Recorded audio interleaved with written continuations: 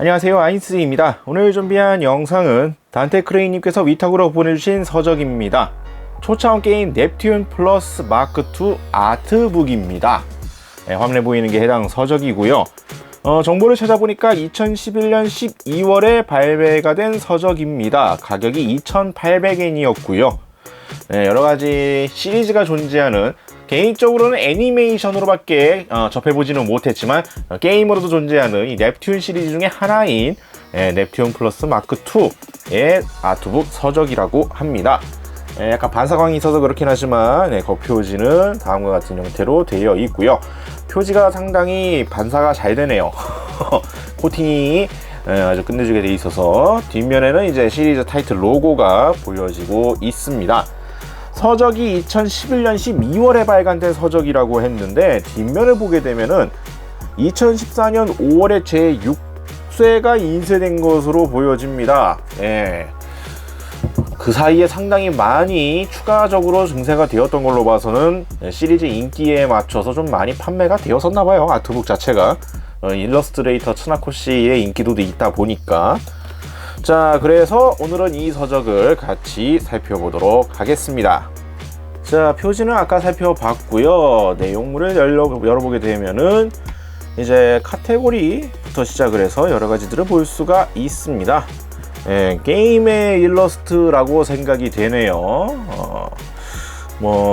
츠나코 씨의 기반으로 해서 캐릭터들의 다양한 일러스트들을 쭉 볼 수가 있고요. 중간중간에 수위가 조금 넘나드는 느낌이 있기는 하지만 일러스트도 볼 수가 있고, 이제 등장 캐릭터 프로필과 초기의 설정화 부분과 여러 가지의 콘티들 같은 내용들도 볼 수가 있습니다. 주요 인물들에서 특히나 사여신 같은 경우에 변신 전후 모습을 둘 다 포함을 해서 수록을 하고 있는 걸 볼 수가 있겠네요. 이렇게 해서 각 캐릭터들의 변신 전후 모습과 각종 설정 자료들을 볼 수 있게끔 수록들이 되어 있고, 게임 캐릭터 아니지 게임을 이제 기반으로 해서 나온 서적이기 때문에 저는 애니메이션만 봐서 솔직히 모르는 애들도 상당히 있습니다. 특히나 이런 캐릭터는 전혀 처음 보는데 게임 기반이라서 다양한 캐릭터들도 볼 수가 있게 되어 있고요. 여기에 각종 정보들 포함해서 다양하게 동생들까지 포함해서 주요 캐릭터들 포함하면 동생들 포함해서 다양하게 또 구성들이 되어 있는 것들을 볼 수가 있겠고요. 캐릭터 되게 많군요. 이 시리즈가 시리즈라서 그런지 의외의 캐릭터는 상당히 다양하게 있는 것들을 볼 수가 있겠고, 이쪽은 이제 CG군요. 여기저기서 인게임에서 나왔었던 CG들을 모아놓은 것 같아요. 게임 내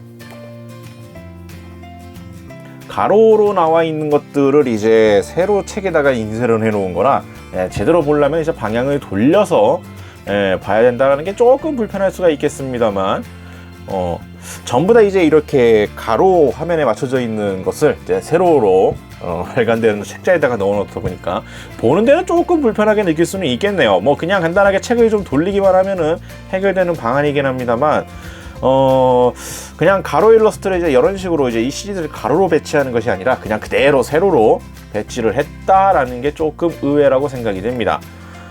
보기에는 불편할지언정 사이즈는 크게 해서 넣고 싶었던 것이 아닐까 생각이 드네요.